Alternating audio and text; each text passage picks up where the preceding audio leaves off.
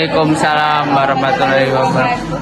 Awalan dari Rasulullah Taala pada sadia dengan dihadal makan sayang salat bersama majma'nya Nabi Muhammad sallallahu alaihi wasallam. Salam sejahtera untuk kita semua. Yang terhormat Ibu Sri Mariani MPD selaku dosen mata kuliah Bahasa Indonesia dan teman-teman seperjuangan. Semoga semuanya selalu dalam keadaan sehat walafiat dan presentasi ini berjalan dengan lancar. Amin. Materi yang akan kita bahas hari ini yaitu sebagaimana dosen ngasih tugas kepada kita yaitu mengenai deskripsi. Sebelumnya, perkenalkan nama saya Rama Setia Zahra dengan NPM 2335-2026 selaku moderator pada kelompok 4 ini. Dan teman-teman saya yang pertama ada Pak Rian Manda dengan NPM 2335-2040. Kemudian ada Suci Dwi Setianinur dengan NPM 2335-2011. Kemudian ada Tiarun Aini dengan NPM 2335-2019.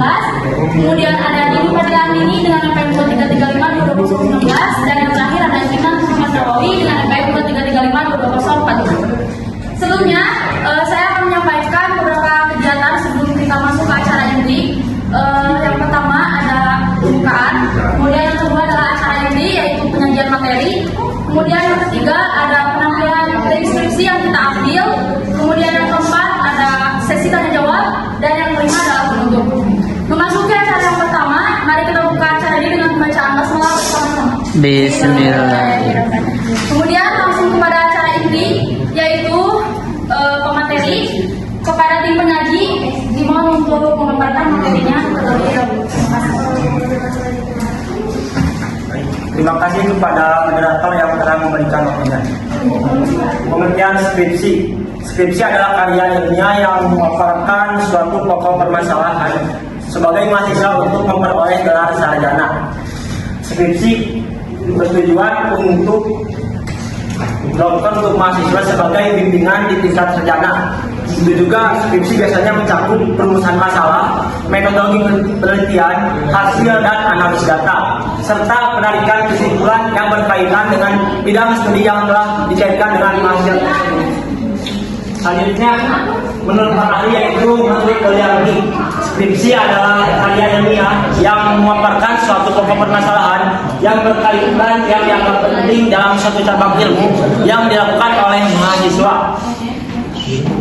Penulisan skripsi bertujuan untuk memenuhi tugas akademik di suatu perguruan tinggi yang menjadi syarat kelulusan sebagai sarjana.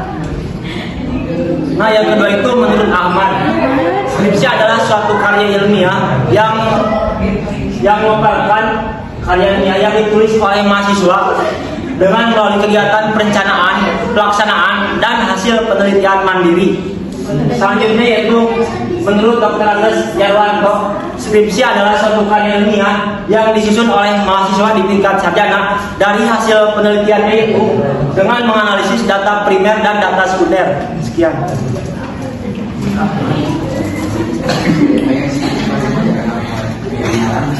Selanjutnya adalah deskripsi. Yang pertama sebagai bukti kemampuan akademik. Dalam konteks ini maksudnya menyelesaikan skripsi adalah bukti bahwa mahasiswa memiliki keterampilan akademis yang dibutuhkan untuk menyelesaikan sebuah penelitian yang memiliki kontribusi intelektual dan sesuai dengan standar metodologi ilmiah. Yang kedua yaitu pengembangan pengetahuan dan keterampilan.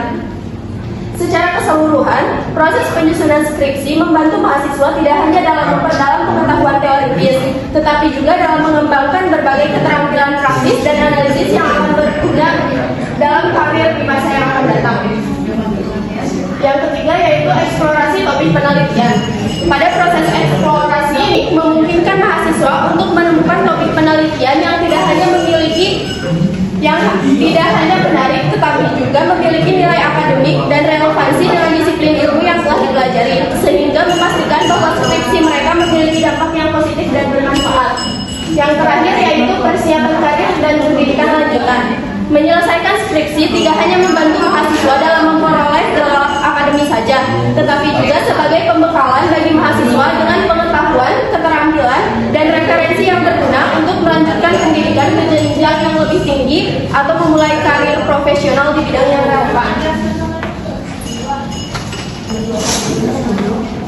Selanjutnya ada sistematika penulisan dalam skripsi.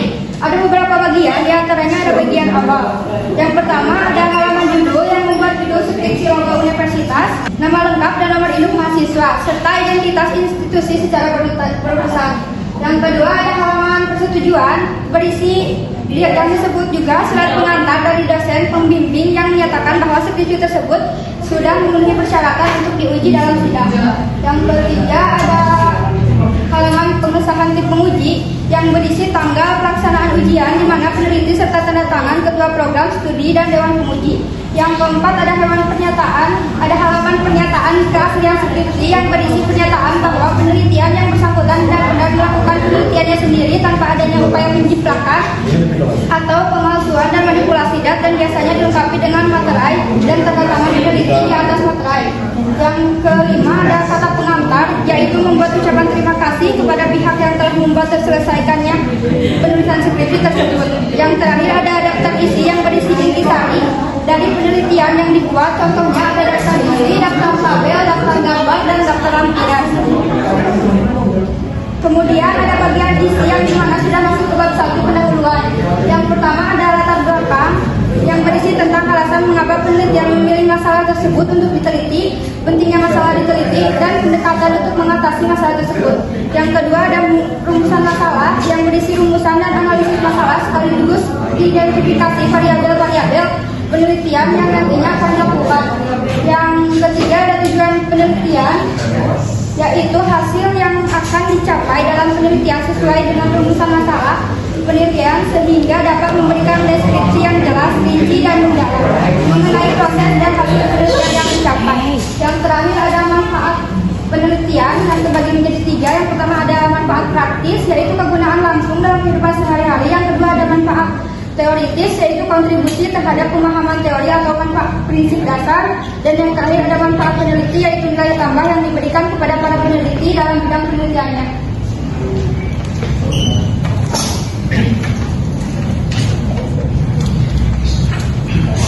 Baik, selanjutnya ada bab 2. Di dalam bab 2 ada peninjauan pustaka. Yang pertama ada landasan teori, berisi daftar teori yang digunakan untuk memecahkan rumusan masalah.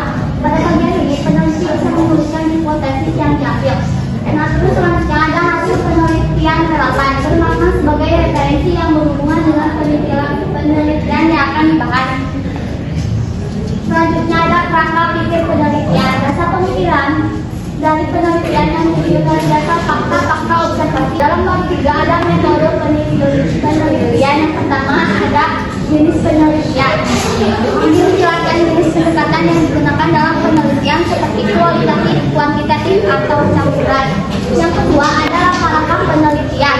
Langkah-langkah penelitian yang dimana mencakup serangkaian langkah yang diambil untuk merancang dan menjalankan penelitian mulai dari perencanaan hingga analisis data. Yang ketiga ada tempat dan waktu penelitian. Tempat dan waktu penelitian ini menjelaskan di mana dan kapan penelitian dilakukan, termasuk lokasi, fisik, dan durasi waktu penelitian. Yang keempat ada objek dan subjek penelitian. Objek dan subjek penelitian yaitu mengidentifikasi apa yang diteliti, subjek dan siapa yang diteliti. Subjek misalnya apakah itu suatu fenomena, populasi, atau individu.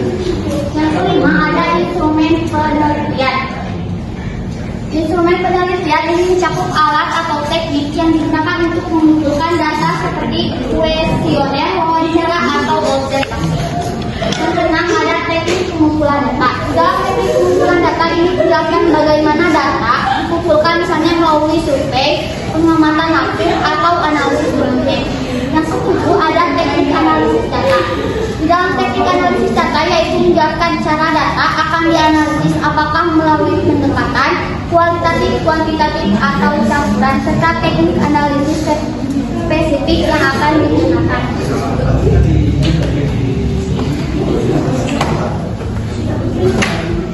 Selanjutnya ada bab 4 hasil penelitian. Berisi laporan analisis data yang berhasil didapatkan dari penelitian.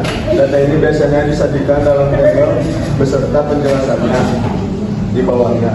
Hasil penelitian berupa data sekunder, gambaran umum, dan data primer sesuaikan dengan substansi pembahasan. Di bagian ini peneliti harus bisa menjabarkan penjelasan mengenai hasil temuan penelitian yang dianalisis menggunakan teori-teori yang telah ditetapkan sebelumnya oleh peneliti. Selanjutnya, bab 5 berikut. Kesimpulan dan saran. Berisi kesimpulan penelitian dan saran untuk peneliti selanjutnya yang akan melakukan penelitian dengan subjek serupa. Dan implikasi yaitu menguraikan kegunaan temuan penelitian baik secara teoritis atau praktis.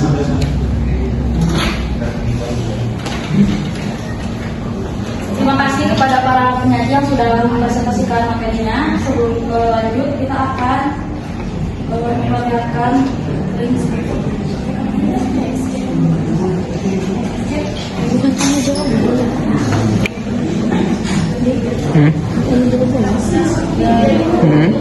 Baik.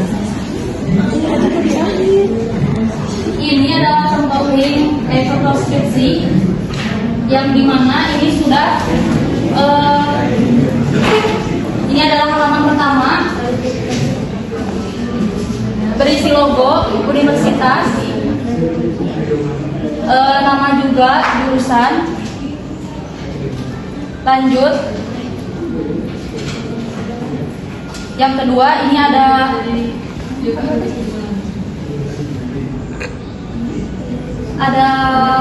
lembar pengesahan yang dimana terdapat tanda tangan dosen pembimbing.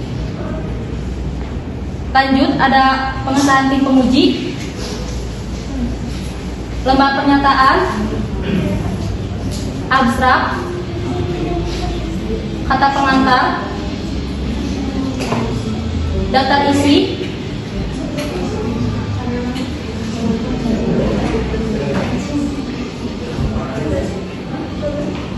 bab 1. Seterusnya akan kami kirim ke grup.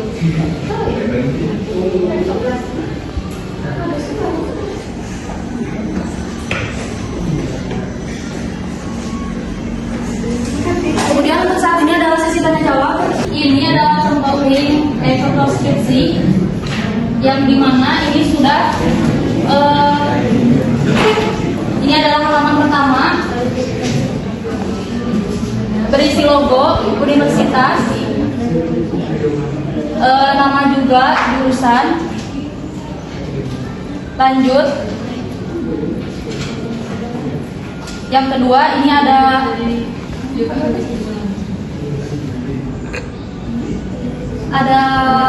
lembar pengesahan yang dimana terdapat tanda tangan dosen pembimbing. Lanjut ada pengesahan tim penguji, lembar pernyataan,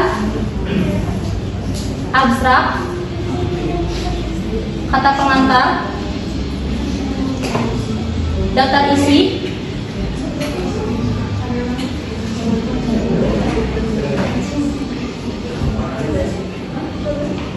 bab 1. Seterusnya akan kami kirim ke grup.